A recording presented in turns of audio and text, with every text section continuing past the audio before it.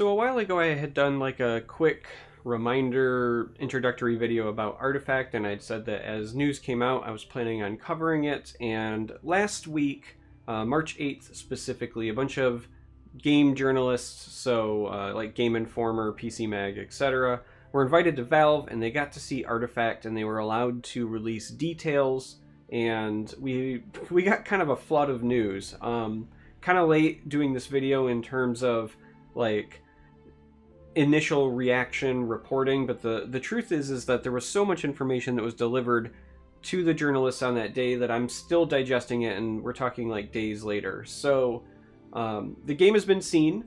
The game will feature 3 boards. They're calling them lanes as well because that kind of mirrors Dota, the MOBA that the game is like loosely based on. And each board is going to be resolved individually. Now I'm going to put some screenshots up. One is going to show how you kind of view all 3 boards, and then one is going to show how you can zoom into one board at a time. Now the boards are relevant because there's going to be things that interact on a board basis, and then there will be some cards or effects that go game-wide, which is kind of interesting.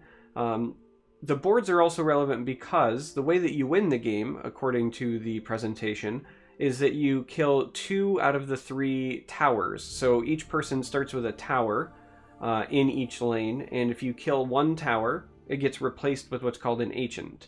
So towers have 40 health, and then if you kill that, it's replaced with an ancient that has 80. If you kill 2 towers, you win the game, or if you kill 1 ancient, you win the game, meaning you can just try to like super focus on one board, kill the tower, and then turn around and kill the ancient. As you can imagine, that's probably going to be pretty difficult because you're sacrificing your pressure in the other 2 lanes, and you have to do additional health, right? Because you essentially have to do 120 damage as opposed to 80 damage split across 2 lanes. Kind of curious to see how those strategies play out. Players are going to be able to play heroes, just like Dota. The game will begin and you'll have 3 heroes that you start with in play. Those heroes will be 1 in each lane in all likelihood. Also going to put up some screenshots so that you can see kind of like what the hero cards look like. Now I say screenshots, but a lot of these are actually like photos that people took with their camera phones, so they're not like good quality, but it's the best that we have right now. So heroes will have stats. Heroes can also equip items. As you're looking at some of the images of the heroes themselves, you'll notice at the top there's what looks like weapons, armor, and like a little heart. So they can equip 1 weapon, 1 armor, and 1 like trinket or accessory. They can apparently only equip 1 at a time, so if you have a weapon on them and then you equip a second weapon, it will overwrite the first one. As you destroy minions and heroes, you'll earn gold. Gold is going to be used to buy items from the shop. Those items can be one-time use items, or they can again be equipment that you equip. And we got a couple of images of those up as well.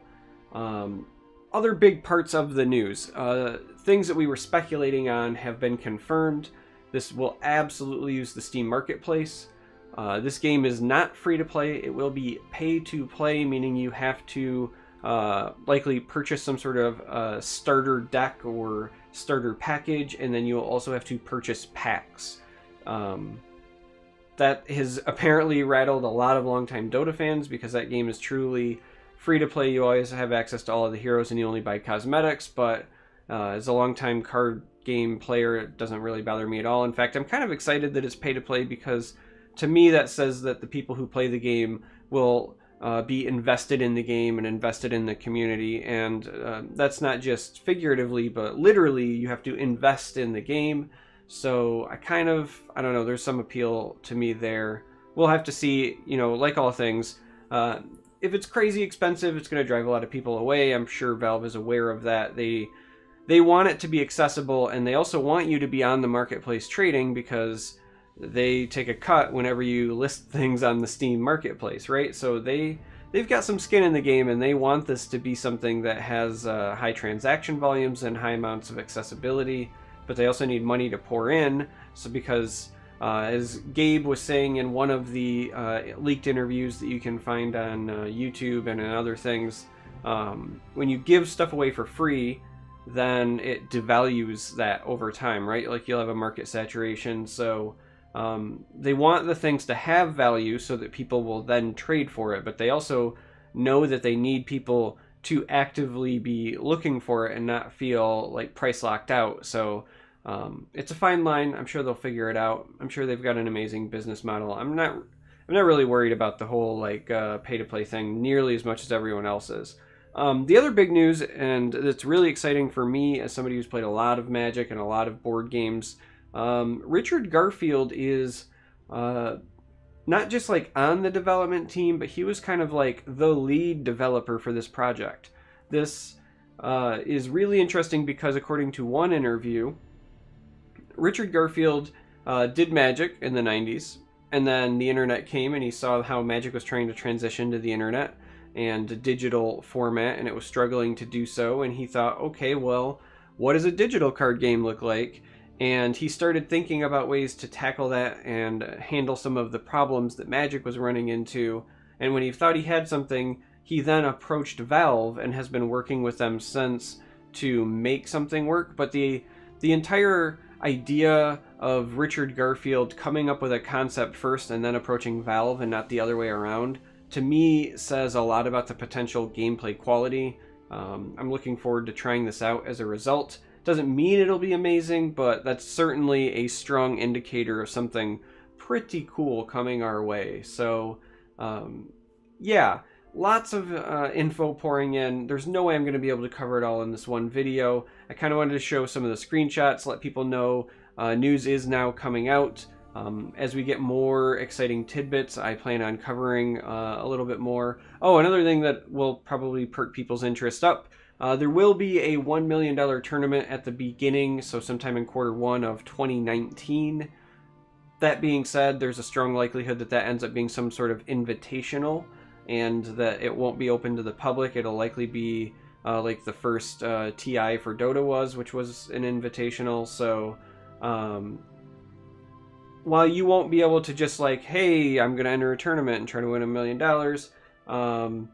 it's important to note that they clearly think that the game is going to take the direction of esports. They're going to support it. I mean, we kind of suspected it because of the way they support Dota, but again, this is just confirmation of all of the things that were speculated heavily before. We still don't have a release date. We still don't have any sort of beta date, but they do say it will be 2018 at some point, and that the invitational / $1 million tournament will be 2019 Q1, so that gives us some idea of a timeline. Yeah, lots of stuff. I highly recommend, if you have not done so, to join my Discord. I've posted some of the really interesting articles in my Discord channel. I've created a whole section just for Artifact, for people to talk Artifact. I will make sure that there is a link to my Discord in the video description as well. And hop in, say hello. I'd love to talk this game. You can also talk about The Elder Scrolls Legends in my Discord. I also have a spot open for Marvel Strike Force. That is a mobile game that is currently on a soft launch release that will be hopefully hitting global release later this month. But you can get it early, even though it's a soft launch, for a couple of countries. I had no problem getting a copy of it for Android, and I've seen some guides on iOS. So if that interests you, you can talk about that, play that with us as well. But yeah, Artifact. News is finally coming. I'm excited. I can't wait to try the game out. Let me know what you think. Are you excited? If so, why are you excited? How does the announcement about Garfield impact you? About esports impact you? Are you bummed that it's not free to play, that it's going to be pay to play? I've saw a lot of people on their sub. It's clear to me that the subreddit for this game has a lot of Dota fans and people without a large amount of like card game experience, for one. But I also saw a lot of people saying that traditional card game models are pay to win, because if I pay more, I have access to more cards. It's not, at least in my opinion, the case. To me, pay to win is something where there is no monetary cap, and as long as I invest more, I will always do better. So think of like a mobile game where I can spend $10 and get X number of resources, and I can use that to always buy more stuff, more troops, more items, whatever, right? Card games have a cap. Once you have a full collection, you no longer can gain any other advantage over your opponent. So in my mind, card games have always been pay to play, just with a very high barrier to entry, right? If you buy like a living card game where you pay $50, let's call it like you know, Dominion or Base Set of Ascension or something, right? You spend your money, you get all the cards, you have access to everything. That's pay to play, not pay to win, right?